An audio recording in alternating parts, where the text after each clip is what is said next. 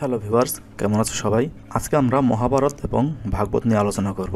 প্রচলিত ধারণা অনুসারে মহাভারত এবং ভাগবত দুটোই হচ্ছে মহর্ষি কৃষ্ণ দ্বৈপায়ন বেদব্যাস রচনা করে। কিন্তু আসলে কি এই দুটো শাস্ত্রেরই রচয়িতা মহর্ষি কৃষ্ণ দ্বৈপায়ন বেদব্যাস, নাকি অন্য কেউ লিখে তার নামে চালিয়ে দিয়েছে? আমরা সেটাই আজকে দেখব। দেখো, বেদব্যাস যদি মহাভারতও লিখে থাকে, আবার তিনি যদি ভাগবতও লিখে থাকে, তাহলে মহাভারত এবং ভাগবতের যে কমন গল্পগুলো আছে সে গল্পগুলো একই রকম থাকবে। মহাভারতে একরকম লিখেছে, ভাগবতে একরকম লিখেছে, এরকম হওয়ার কোনো সুযোগ নেই।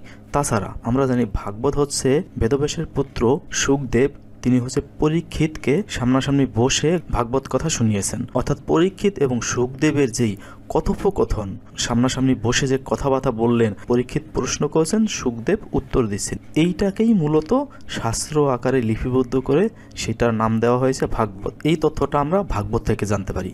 কিন্তু মহাভারতে যদি আমরা যাই, মহাভারত বলছে ঠিক উল্টো কথা। মহাভারত বলছে যে পরীক্ষিতের জন্মের বহু বছর আগে শুকদেবের মৃত্যু হয়েছে, শুকদেব নিজে নিজে দেহত্যাগ করেছেন। যদি শুকদেব পরীক্ষিতের মৃত্যুর বহু বছর আগে দেহত্যাগ করে থাকেন, তাহলে সেই পরীক্ষিতকে শুকদেব কি করে ভাগবত পাঠ করে শোনাতে পারেন?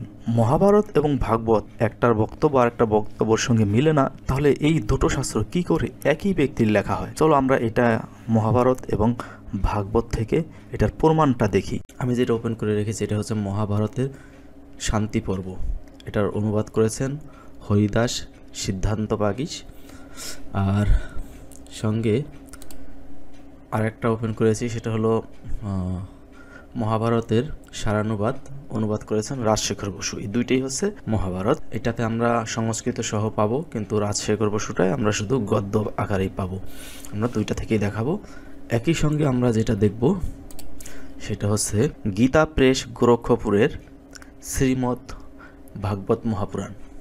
এটা দেখব আমরা। এটাতেও সংস্কৃত সহ পাওয়া যাবে, অনুবাদ সহ। আমরা ভাগবতে যাওয়ার আগে আমরা আগে মহাভারতের বিষয়টা একটু আলোচনা করি।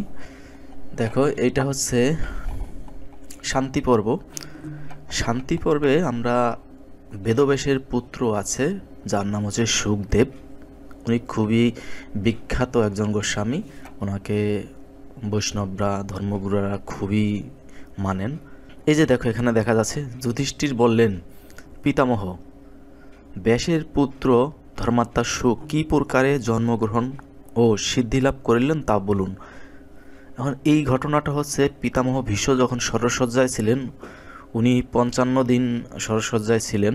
তো ভীষ্ম যখন শরশয্যায় ছিল তখন যুধিষ্ঠির তার কাছে প্রতিদিন জ্ঞান আহরণের জন্য যেতেন, উপদেশ নেওয়ার জন্য যেতেন। তখন যুধিষ্ঠির এই শুকদেব সম্পর্কে যখন পিতামহ ভীষ্মকে জিজ্ঞাসা করলেন, তখন শরশয্যায় থাকা অবস্থায় পিতামহ ভীষ্ম যুধিষ্ঠিরকে এই শুকদেবের গল্প বললেন।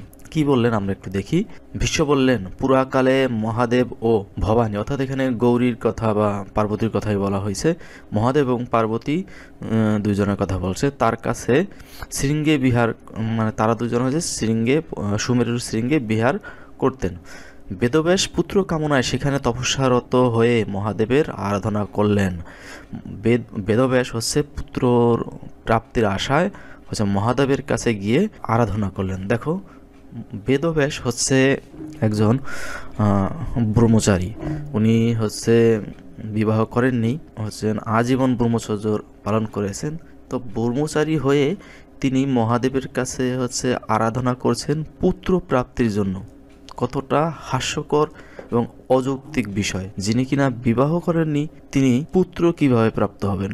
মহাভারতে যদিও ওনার অবৈধ 3টা পুত্র ইতিমধ্যেই জন্ম নিয়েছে, তা হচ্ছে পাণ্ডু, ধৃতরাষ্ট্র, বিদুর। সেটা ছিল তার অবৈধ সন্তান। তিনি আবার মহাদেবের তপস্যা করছেন সন্তান প্রাপ্তির জন্য। বিবাহ না করে একটা মানুষ কতটা ননসেন্স হলে সন্তান প্রাপ্তির জন্য তপস্যা করতে পারে আমরা একটু দেখি। মহেশ্বর প্রসন্ন হয়ে বললেন, দ্বৈপায়ন, তুমি অগ্নি, বায়ু, জল, ভূমি ও আকাশের ন্যায় পবিত্র পুত্র লাভ করবে। সে ব্রহ্মপ্রায়ণ হয়ে নিজ তেজে ত্রিলোক আবরণ করে। তাহলে দেখো, মহেশ্বর তিনিও এই একজন অবিবাহিত ব্যক্তিকে পুত্র প্রাপ্তির বর দিয়ে দিলেন। তাহলে মহাদেবের আক্কেলটা কি এখানে আমরা একটু সেটা দেখলাম। তিনি হচ্ছে অবিবাহিত ব্যক্তি পুত্র প্রাপ্তি করবে এবং মহাদেব তাকে বর দিলেন।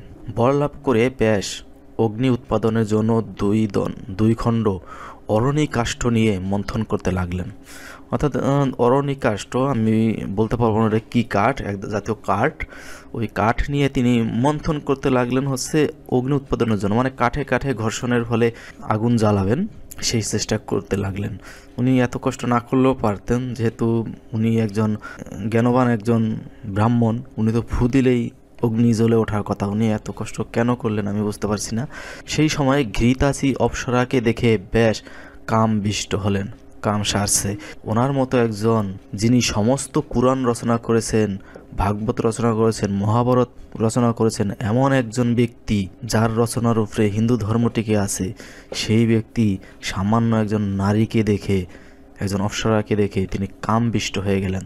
ওনার মতো একজন লোক কী করে একজন পরনারী দেখে কামাবিষ্ট হতে পারেন? তাহলে উনি কি আসলে ধার্মিক, তপস্বী নাকি ভণ্ড? তখন ঘৃতাচি শুক পাখির রূপ ধারণ করলেন। ওই ঘৃতাচি অপ্সরা বুঝছে যে আসলে ওই বেদব্যাসের মতলব ভালো না, তখন উনি বেদব্যাসের হাত থেকে বাঁচার জন্য উনি শুক পক্ষিণীর রূপ ধারণ করলেন, অর্থাৎ পাখির রূপ ধারণ করলেন। ব্যাস মনোসংযম করতে পারলেন না, তার শুক্র অরণি কাষ্ঠের উপর স্খলিত হলো। কতটা লম্পট! তিনি একজন ঋষি হয়ে তিনি তার মনোসংযম করতে পারলেন না, ওনার নিজেকে নিয়ন্ত্রণ করতে পারলেন না, কামকে নিয়ন্ত্রণ করতে পারলেন না। তার শুক্র, তার বীর্য আউট হয়ে গেল এবং সেটা পড়লো কোথায়? অরণি কাষ্ঠের উপর সেটা স্খলিত হলো। এইটা আমার মাথায় আসে না। দেখো, উনি দুইটা কাঠ নিয়ে বা একটা কাঠ নিয়ে, দুই খণ্ড কাঠের কথা এখানে বলা হয়েছে, দুইটা কাঠ নিয়ে তিনি একটার সাথে একটা ঘষছেন। ওনার যে শুক্র স্খলিত হইল, কোন দিক দিয়ে আসলে স্খলিত হইল? ওনার নাক দিয়ে, মুখ দিয়ে, না কোথা দিয়ে বুঝলাম না। অরণি কাষ্ঠ যখন উনি হাতে নিয়ে সেটাকে উনি ঘষতেছেন আগুন জ্বালানোর জন্য, তাহলে সেখানে ওনার যে পাইপলাইন দিয়ে শুক্র স্খলিত হইল সেটা ওই কাষ্ঠের উপরে কী করে গেল? ওনার পরনে বস্ত্র থাকবে, সেই বস্ত্রে পড়তে পারে সেই 2 ফোঁটা লেবুর রস, সেটা ওই কাষ্ঠে যে গিয়ে পড়লো কিভাবে আমার মাথায় আসে না। উনি আসলে এই যে মন্থন করছিলেন কি দিয়ে, হাত দিয়ে মন্থন করেছিলেন নাকি ওনার সেই যে পাইপলাইন, সেই পাইপলাইন দিয়েই মন্থন করছিলেন, যার ফলে সেই পাইপলাইন থেকে সরাসরি সেই কাষ্ঠের উপরে গিয়ে পড়লো? এটা কোনোভাবে আমার মাথায় আসে না। যাই হোক, গল্পের শুক্র মেনে নিচ্ছি। তথাপি তিনি মন্থন করতে লাগলেন, অর্থাৎ ওই যে তার শুক্র বীর্য সেটা বন্দুকের গুলির মতো ওনার সেই কি বলে ধুতি ফুটো করে গিয়ে ওনার সেই কাষ্ঠের উপরে গিয়ে পড়লেন। তারপরে উনি সেই কাষ্ঠ ওই ওনার সেই শুক্র সহই মন্থন করতে থাকলেন। শুক্রের মন্থনে সেই অরণ্যতে শুকদেব জন্মগ্রহণ করলেন। ও মাই গড, এটা কিভাবে বিশ্বাস করা যায়? এটা তো বিশ্বাস করতে হলে এখন গঞ্জিকা সেবন করা ছাড়া আর কোনো উপায় দেখছি না। এখানে অরণি কাষ্ঠের উপরে শুক্র পড়ল কামুক বেদব্যাসের, যিনি কিনা অপ্সরাকে দেখে কামুক হয়ে যান।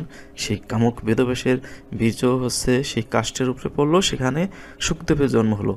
কোনো নারীর গর্ভে গেল না, সাথে সাথেই জন্ম হয়ে গেল। এটা কি আসলে সম্ভব? কি বলে বিজ্ঞান, কি বলে? শুক্রের মন্থনে উৎপন্ন, এই জন্য তার নাম হলো শুক, অর্থাৎ এই শুক্রের থেকে জন্ম, এই জন্য তার নাম শুক হলো। কি অদ্ভুত! তাহলে এইভাবে যদি মানুষের জন্ম হয়, এই গল্পটা কি আসলে বিজ্ঞানসম্মত?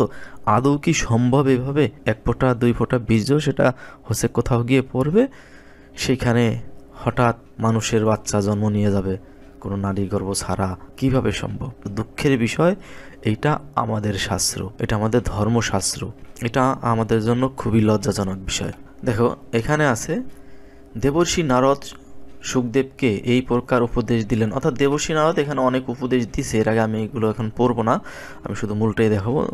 উপদেশ দিলেন তাকে কিভাবে ব্রহ্মত্ব লাভ করবে সেই বিষয়ে তাকে ওই শুকদেবকে উপদেশ দিলেন। উপদেশ দেওয়ার পরে শুকদেব ভাবলেন, স্ত্রী পুত্রাদি পালনে বহু ক্লেশ, বিদ্যার্জনেও বহু শ্রম, অল্প আয়সে কি করে আমি শাশ্বত স্থান লাভ করব? সেখান থেকে আর সংসারে ফিরে আসতে হবে না, অর্থাৎ এমন কোথাও যাবেন সেখান থেকে আর তাকে সংসারে ফিরে আসতে হবে না। শুকদেব সেই চিন্তাভাবনাই করছেন। শুকদেব স্থির করলেন তিনি যোগ বলে দেহত্যাগ করে সূর্যমণ্ডলে প্রবেশ করবেন, অর্থাৎ তিনি আত্মহত্যা করবেন সেই সিদ্ধান্তটা তিনি নিয়ে নিলেন। তিনি নারদের অনুমতি নিয়ে বেদব্যাসের কাছে গেলেন।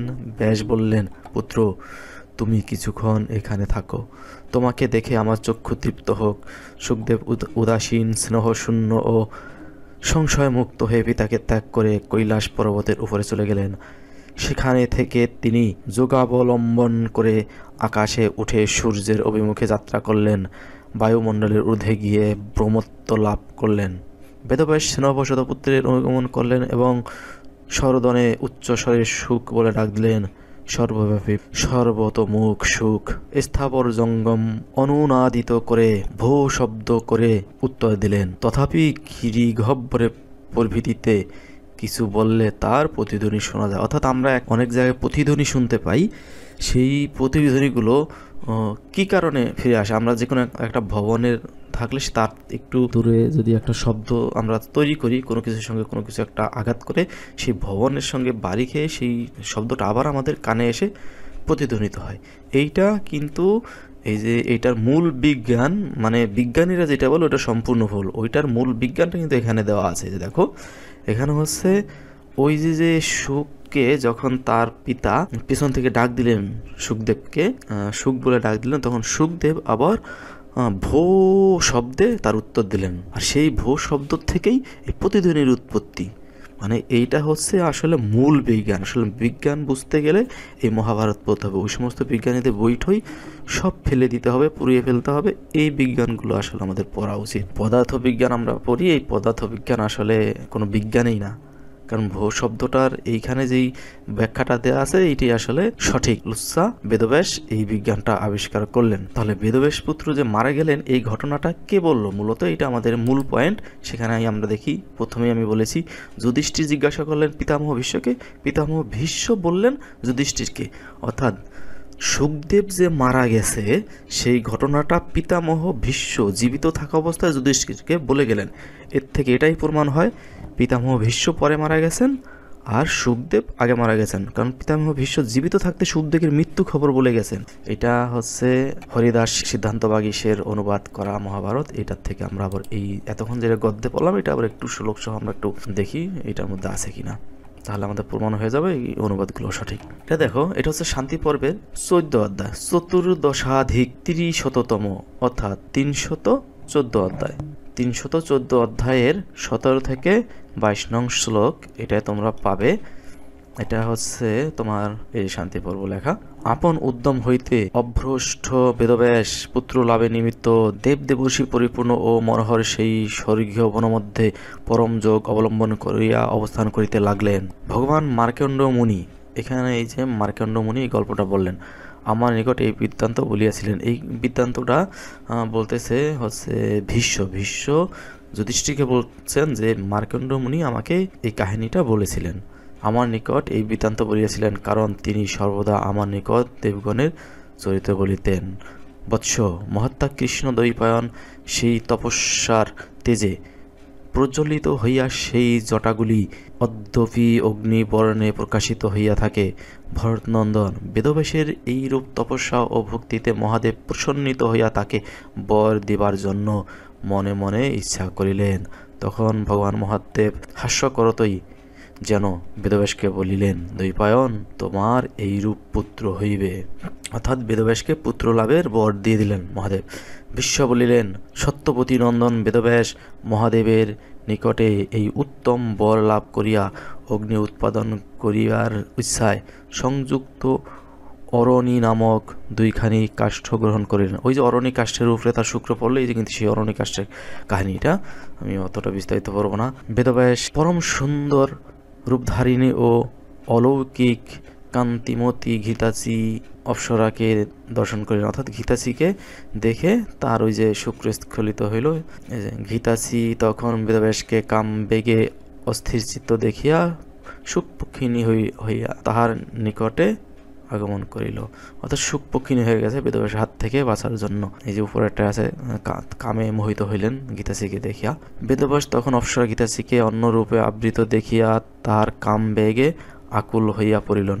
এরপরে 37 থেকে 41 নং শ্লোকে এখানে দেখো, অগ্নি উৎপাদন করিবার যত্নপূর্বক কামকে নিরুদ্ধ করিতে থাকিল, তৎক্ষণাৎ অরণির উপরেই বেদব্যাসের শুক্র পতিত হইল। সেরূপ হইলেও ব্রাহ্মণ শ্রেষ্ঠ ও ব্রহ্মর্ষি বেদব্যাস নিঃসংতে অরণি মন্থন করতে লাগিলেন, তখন সেই অরণিতেই সুখ জন্মিলে। সেই অরণি কাষ্ঠেই সুখ জন্মিলেন। অর্থাৎ দুইটার মধ্যে আমি কিন্তু মিল পেলাম, দুইটাই ঠিক আছে। এরপরে সুখদেবের মৃত্যু, সেটা আমরা একটু দেখি।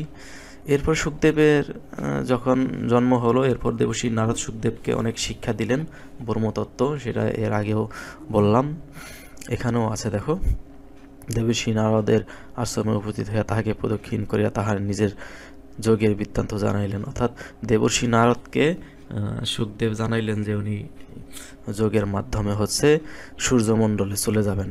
এই যে এখানে দেখো, এটা হচ্ছে 319 অধ্যায়ের 58 থেকে 62 নং শ্লোকে। এইখানে দেখো আমরা 60 নং শ্লোকের মধ্যে বেদব্যাস লাগছে, তখন বেদব্যাস পুত্রের মুক্তি হইয়াছে এবং নিজের বিষাক্তি হইয়াছে ইহা জানিয়া সন্তুষ্ট লজ্জিত হইলেন। অর্থাৎ পুত্রের মুক্তি হয়ে গেছে, তিনি পরম গতি পেয়ে গেছেন, কিন্তু উনি নিজের মুক্তি হয়নি, নিজের বিষয়ের প্রতি আরও আসক্ত হয়ে পড়েছেন। এই জন্য উনি পুত্রের মুক্তির জন্য সন্তুষ্ট হইলেও নিজের বিষয়াসক্তির জন্য তিনি লজ্জিত হইলেন। অর্থাৎ এখান থেকে আমরা স্পষ্ট যে সুখদেবের কি মৃত্যু হয়ে গেছে, অর্থাৎ তিনি দেহ ত্যাগ করে চলে গেলেন, এই কথা এখানে কিন্তু আমরা স্পষ্ট প্রমাণ পাই।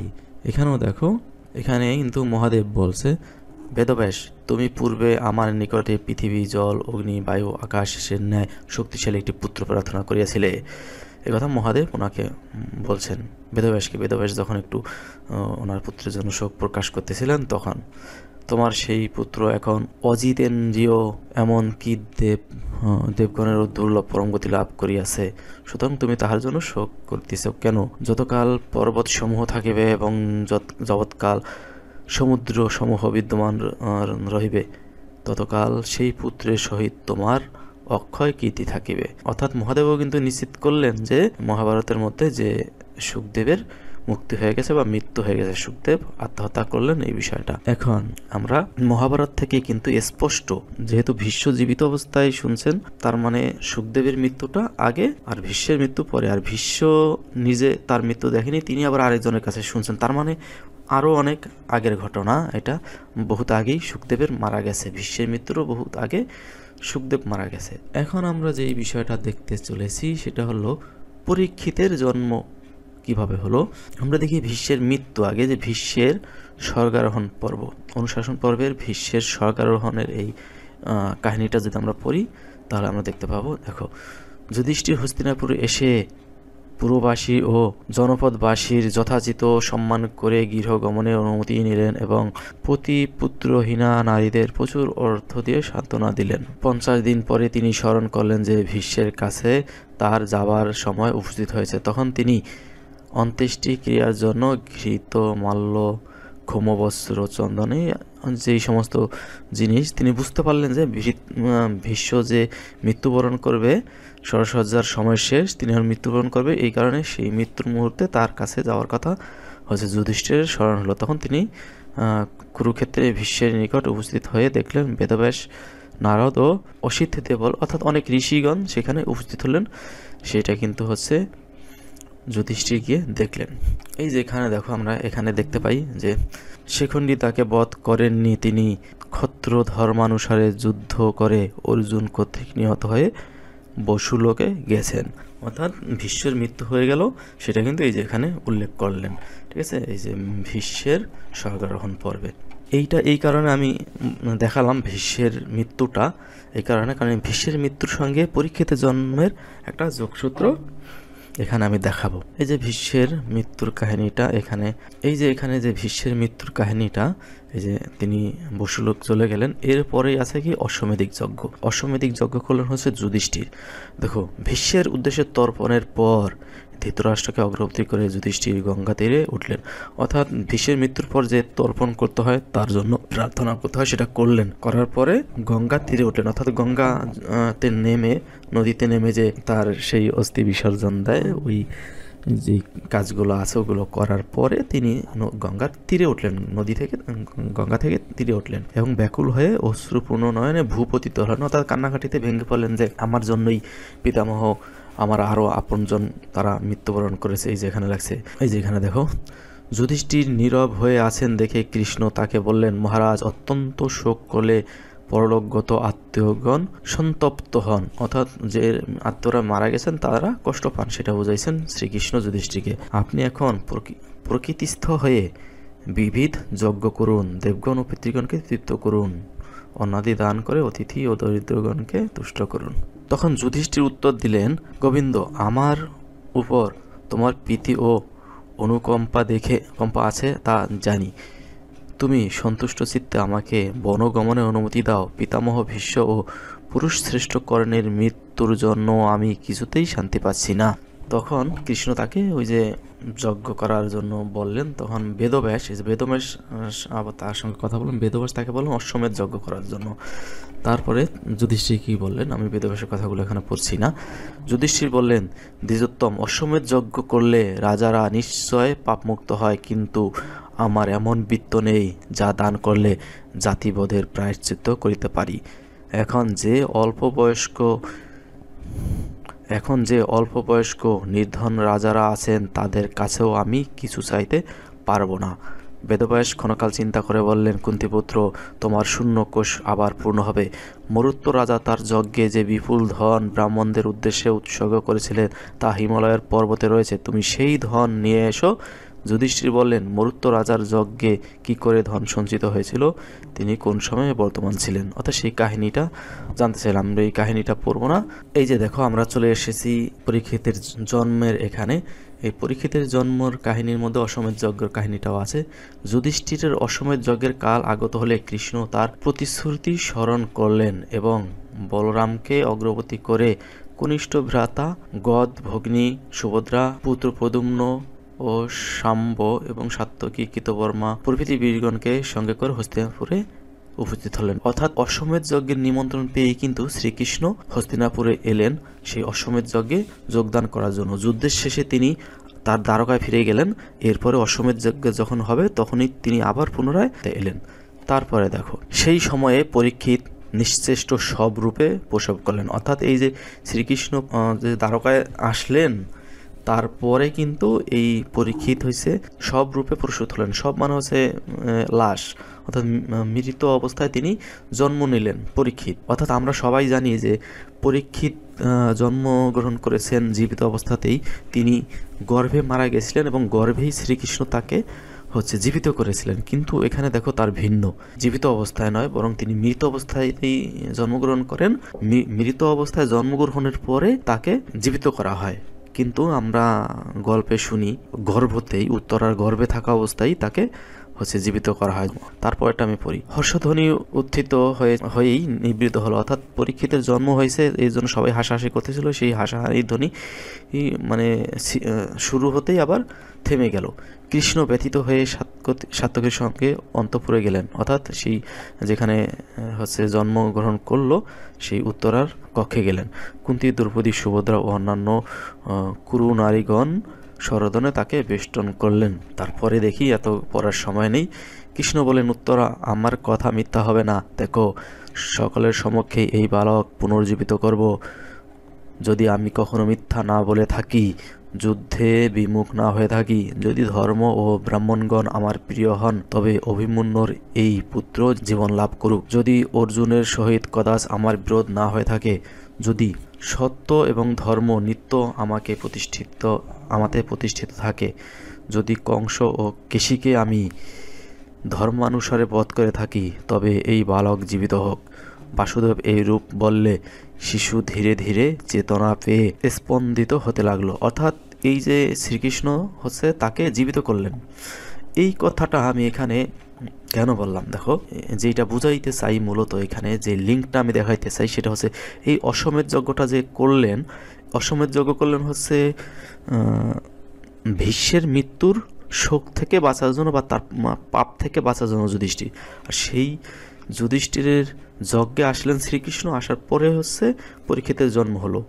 এর মানে এটা দাঁড়ায় যে ভীষ্মের মৃত্যু আগে হয়েছে, পরীক্ষিতের জন্ম পরে হয়েছে। আর ভীষ্ম মৃত্যুর আগে যেহেতু সুখদেব মারা গেছে, সে থেকে ইনডাইরেক্টলি বোঝা যায় এই সুখদেবের মৃত্যুরও অনেক পরে পরীক্ষিতের জন্ম হয়েছে। তার মানে সুখদেবের মারা যাওয়ার পরে ভীষ্ম মারা গেলেন, আর ভীষ্ম মারা যাওয়ার অনেক পরে পরীক্ষিত জন্ম নিলেন। অর্থাৎ এখান থেকে বোঝা যায় যে পরীক্ষিতের জন্মেরও বহু আগে সুখদেব মারা গেছে। তার মানে পরীক্ষিত এবং সুখদেবের সাক্ষাৎ হওয়ার কোনো সুযোগ নেই, তাদের সামনাসামনি দেখা হওয়ার, কথা বলার, কথোপকথনের কোনো সুযোগ নেই, কারণ একজনের জন্মের অনেক আগে আরেকজনের মৃত্যু হয়ে গেছে। আমি শুধু এখান থেকে এই বিষয়টাই বুঝাইতে চেয়েছি। আমার মহাভারতটা এখানে দেখানোর এই একটাই শুধু কারণ, এটা একটু তোমরা খেয়াল রাখো, তাহলেই হবে। আমি এখন চলে যাই সরাসরি ভাগবতে। এই যে ভাগবতটা, এটা হচ্ছে আমি বের করেছি গীতা প্রেস গোরক্ষপুরের অনুবাদকৃত যে ভাগবত। এটা হচ্ছে সংস্কৃত সহ দেওয়া আছে, এটা 2টা পার্ট, প্রথম স্কন্ধ থেকে অষ্টম স্কন্ধ পর্যন্ত হচ্ছে প্রথম পার্ট। আমি প্রথম পার্টটা থেকেই দেখাবো। এইখানে দেখো প্রথম স্কন্ধ 49 অধ্যায়, অর্থাৎ প্রথম স্কন্ধের 19 অধ্যায়টা আমি যদি একটু খুলি, এখানে আমি সব পড়বো না, এত পড়ার সময় নেই, আমি মূল বিষয়গুলো দেখি। এখানে দেখো, এখানে বিষয়টা হচ্ছে পরীক্ষিত যখন তার বয়স 55 বছর, তখন একদিন তিনি মৃগয়া করতে গেলেন। মৃগয়া করে তৃষ্ণার্ত হয়ে এক মুনির আশ্রমে গেলেন। মুনি তখন তপস্যায় ছিল, তার কাছে জল চাইলেন। তিনি মৌনব্রত করেছিলেন, তিনি কোনো কথার উত্তর দিলেন না, তাকে জলও দিলেন না। তখন তিনি রাগান্বিত হয়ে, পরীক্ষিত রাগান্বিত হয়ে ওই মুনির গলায় একটা সর্প পেঁচিয়ে, মৃত সর্প পেঁচিয়ে চলে এলেন। সেই মুনির পুত্র তিনি যখন জানতে পারলেন তার পিতার গলায় সাপ পেঁচিয়ে দিয়েছে রাজা, তখন তিনি তাকে সাপ দিলেন যে আমার পিতার গলায় যে সাপ পেঁচিয়ে দিয়েছে সেই ব্যক্তির মৃত্যু হবে সাপের হাতে, তক্ষকের দংশনে তার মৃত্যু হবে। যখন রাজা পরীক্ষিত শুনলেন যে 7 দিনের মধ্যে তার মৃত্যু হতে যাচ্ছে, তখন তিনি মৃত্যুর শেষ সময়ে একটু ধর্ম ক্রিয়া করতে চাইলেন। তিনি হচ্ছে গঙ্গা তীরে গিয়ে ধ্যানে বসলেন যে 7 দিন আমি ধ্যানেই থাকবো। এর মধ্যেই তার কাছে কিছু মুনি ঋষিরা এলো, তখন তিনি তাদের সঙ্গে কথাবার্তা বললেন। এই কথাবার্তা বলার সময়ই তার সঙ্গে আরেকজন মুনি এলেন, সেই গল্পটাই যেখানে আছে। সেই সময় যদিচ্ছাক্রমে বিনা উদ্দেশ্যে পৃথিবীতে ভ্রমণ করতে করতে সর্ববিদ অপেক্ষা শূন্য ব্যাসনন্দন ভগবান সুখদেব মহারাজ সেখানে এসে উপস্থিত হলেন। এই যে দেখো, যেই ব্যক্তির কথা আমি একটু আগে বলেছি যে মারা গেছে পরীক্ষিতেরও জন্মের বহুত আগে, তিনি পৃথিবী ভ্রমণ করতে করতে এখানে এসে উপস্থিত হলেন। অর্থাৎ এই ব্যক্তি এখনও জীবিত আছে, পৃথিবী ভ্রমণ করছেন। আমরা ভাগবতে এটাও জানতে পারি যে আরও বিভিন্ন শাস্ত্রে আছে যে সুখদেব ছিলেন একটু পাগল টাইপের, মানে তিনি সবসময় পরম ব্রহ্মকে নিয়ে ভাবেন, এরকম আর কি গল্পটা আছে, যার কারণে তিনি সবসময় উদাস থাকেন, একটু পাগলের মতো থাকেন, এরকমভাবে তিনি ঘুরতে থাকেন, এখান থেকে সেখানে পৃথিবী ঘুরতেই থাকেন। ঠিক আছে, সেই কথাটা এখানে আসেন। ঘুরতে ঘুরতে একসময় তিনি এই পরীক্ষিতের এখানে আসলেন, যেখানে উনি ধ্যানে পড়লেন। সেখানে মহারাজ পরীক্ষিত সমাগত সেই অতিথি সুখদেবকে তার কাছে গিয়ে অবনত মস্তক প্রণাম করে পূজা করলেন। মহারাজ পরীক্ষিত তাকে এরকম সম্মান করেছেন দেখে সব বালক স্ত্রীগণ চারদিক থেকে তাকে ঘিরে মজা করছিল, কারণ সে পাগল ছিল, এই কারণে তাকে দেখে সবাই মজা করছিল। তারা সেখান থেকে চলে গেলেন। সকলের দ্বারা সমর্থিত হয়ে সুখদেব রাজপ্রদত্ত শ্রেষ্ঠ আসনে উপবেশন করলেন। মহাসনে উপবিষ্ট হয়ে মহৎ অপেক্ষাও সুমহৎ সেই ভগবান সুখদেব মহর্ষি, দেবর্ষি ও রাজর্ষিদের মধ্যে পরিবেষ্টিত হয়ে শুক্রাদি গ্রহ নক্ষত্র তারকা পরিবেষ্টিত চন্দ্রের মতো স্বভাব। পরীক্ষিত বলেন, হে ব্রাহ্মণ, আজ আমি অতীব ভাগ্যবান, কারণ ক্ষত্রিয়াদম হওয়া সত্ত্বেও আমি সাধু পুরুষদের সেবার অধিকারী হলাম। এইখানে দেখো, তিনি অনেকগুলো প্রশ্ন করছেন পরীক্ষিত ওই সুখদেবকে, সেই প্রশ্নগুলো এখান থেকে তোমরা পড়ে নিতে পারো। এইটা হচ্ছে কোথায় পাবে, এটা হচ্ছে প্রথম স্কন্ধের 49 অধ্যায়। এই যে প্রথম স্কন্ধের 19 অধ্যায়, এখানে তোমরা পাবে এটা ভাগবতের। এখানে পাশে এই যে শ্লোকগুলো দেওয়া আছে, সংস্কৃত শ্লোক 32, 33, এগুলো তোমরা একটু পড়ে নিতে পারো। এই যে দেখো, একটু আগে আমি যে অনুবাদটা বললাম, এটা কিন্তু এই 32 নং শ্লোকের, অর্থাৎ এইটার অনুবাদ। তোমরা একটু মিলিয়ে দেখো, সমস্যা নেই। আমি আরও নিচে চলে যাচ্ছি। এই যে পরীক্ষিত সুখদেবকে যে প্রশ্নগুলো করলেন, এই যে এখানে সেই প্রশ্নগুলোর কিন্তু সুখদেব এখন উত্তর দিবেন। এই যে বলছেন, হে ভগবান, তৎসহ এই উপদেশও দান করুন যে মানুষ মাত্রেই কি করা উচিত। অর্থাৎ বিভিন্ন ধরনের প্রশ্ন তাকে করছেন। এরপরে যে সুখদেব বললেন, হে পরীক্ষিত, এই যে সুখদেব বললেন হে পরীক্ষিত, অর্থাৎ সুখদেব পরীক্ষিতের সঙ্গে কথা বলছেন। এই যে এখান থেকে কিন্তু স্পষ্ট সেটা বোঝাই যাচ্ছে। তাহলে এখান থেকে আমরা বুঝতে পারি যে শুকদেব এবং পরীক্ষিত কিন্তু কথা বলতেছেন, অর্থাৎ ভাগবত যে গ্রন্থটি, ভাগবত গ্রন্থটাই কিন্তু মূলত পরীক্ষিত এবং শুকদেবের কথোপকথন। পরীক্ষিত প্রশ্ন করবেন, শুকদেব উত্তর দিবেন। এই যে কথোপকথন, এই কথোপকথনটাকে কিন্তু মূলত ভাগবত বলা হয়। ভাগবতের শুরু থেকে শেষ পর্যন্ত গল্পটাই হচ্ছে এরকম যে পরীক্ষিত প্রশ্ন করে আর শুকদেব উত্তর দেয়, এইটাকেই বলা হয় ভাগবত, একদম শুরু থেকে শেষ পর্যন্ত এইটাই। মহাভারত বলতেছে, মহাভারতও বেদব্যাসের লেখা, ভাগবত হচ্ছে বেদব্যাসের লেখা। যেখানে মহাভারত বলতেছে যে শুকদেব মারা যাওয়ার অনেক পরে পরীক্ষিতের জন্ম, অথবা পরীক্ষিতের জন্মেরও অনেক আগে ভীষ্ম মারা গেছে। ভীষ্ম মরার আগে যুধিষ্ঠিরকে শুকদেবের মৃত্যুর খবর বলে গেলেন, অর্থাৎ পরীক্ষিতের জন্মের বহুত আগে যখন শুকদেব মারা গেলেন, সেই শুকদেব পরীক্ষিতের মৃত্যুর সময় অর্থাৎ পরীক্ষিতের শেষ জীবনে এসে তার সঙ্গে কথা বলছেন। তাহলে এই যে কথোপকথন, এটা কিভাবে সম্ভব? আদৌ কি সম্ভব? এই ভাগবত গ্রন্থ কি আসলেই সত্য? যেখানে মহাভারত স্পষ্ট বলছে যে শুকদেব পরীক্ষিতের জন্মের বহুত আগে শুকদেব মারা গেছে, ভীষ্ম নিজে সেটা সাক্ষ্য দিয়ে গেলেন যুধিষ্ঠিরের কাছে, তাহলে সেই ক্ষেত্রে মহাভারত মিথ্যে কথা বলছে না ভাগবত মিথ্যে কথা বলছে? দুইটা তো একসাথে কোনোভাবেই সত্যি হতে পারে না। মহাভারত বলছে পরীক্ষিতের জন্মের বহু বছর আগে শুকদেব মারা গেছে, আর ভাগবত বলছে যে শুকদেবের আগে পরীক্ষিত মারা গেছে। কারণ শুকদেব গল্প শোনায় চলে গেলেন, তারপরে সাপের দংশনে মারা গেলেন, অর্থাৎ পরীক্ষিতের মৃত্যুটা আগে হইল, আর দুইজন কথাবার্তাও বললেন। তাহলে যদি ভাগবত সত্য হয় তাহলে মহাভারত কোনোভাবেই সত্য হতে পারে না। আর মহাভারত যদি মিথ্যে হয় তার মানে শ্রীমদ্ ভাগবত গীতাও মিথ্যে, কারণ শ্রীমদ্ ভাগবত গীতা কোনো আলাদা কোনো শাস্ত্র না। শ্রীমদ্ ভাগবত গীতা হচ্ছে মহাভারতের ভীষ্ম পর্ব থেকে 700 শ্লোক নিয়ে যখন অর্জুনকে জ্ঞান দিচ্ছিলেন শ্রীকৃষ্ণ যুদ্ধক্ষেত্রে যুদ্ধ করার জন্য, সেই জ্ঞানটাই হচ্ছে মহাভারত থেকে আলাদা করে 700 শ্লোককে আলাদা করে সরিয়ে নিয়ে আলাদা একটা বই তৈরি করলেন, সেটার নাম হলো শ্রীমদ্ ভাগবত গীতা। প্রকৃতপক্ষে শ্রীমদ্ ভাগবত গীতা কিন্তু আলাদা করে তৈরি হয়নি বা ভগবানের তরফ থেকে আসেনি। এই শ্রীমদ্ ভাগবত গীতাটা হচ্ছে মহাভারতেরই অংশ, মূলত ওটা মহাভারতেই, ঠিক আছে? মহাভারত থেকে কয়টা পাতা ছিঁড়ে যদি আমার আলাদা একটা বই তৈরি করি, সেটা তো আলাদা বই হয়ে গেল না, সেটা মহাভারতেই হয়। তাহলে শ্রীমদ্ ভাগবত গীতা মূলত হচ্ছে মহাভারত। তাহলে যদি মহাভারত মিথ্যে, তার মানে কিন্তু শ্রীমদ্ ভাগবত গীতাও মিথ্যে। তাহলে কি গীতা মিথ্যে, নাকি মহাভারত মিথ্যে, নাকি ভাগবত মিথ্যে? যদি ভাগবত সত্য হয়, গীতা এবং মহাভারত কোনোভাবেই সত্য হতে পারে না, দুইটাই তাহলে মিথ্যে। আর যদি ওই দুইটা সত্য হয় তাহলে ভাগবত কোনোভাবেই সত্য হতে পারে না, এইটা তাহলে অবশ্যই মিথ্যে, কারণ দুইটার মধ্যে আমরা কোনো সামঞ্জস্য পেলাম না। তাহলে এইটা কি কারণে হলো? এটা এরকম হতে পারে যে এই দুইটার একটা হয়তো বেদব্যাস লিখেছে আর অন্যটা হয়তো অন্য কেউ লিখে, যেহেতু বেদব্যাস শাস্ত্র লেখক, সবাই তার শাস্ত্রকে মান্য করে, এই কারণে অন্য কেউ লিখে বেদব্যাসের নামে চালিয়ে দিয়েছে এই ভাগবতটাকে। অথবা ভাগবত বেদব্যাস লিখেছে, মহাভারত এবং গীতা অন্য কেউ লিখে বেদব্যাসের নামে চালিয়ে দিয়েছে।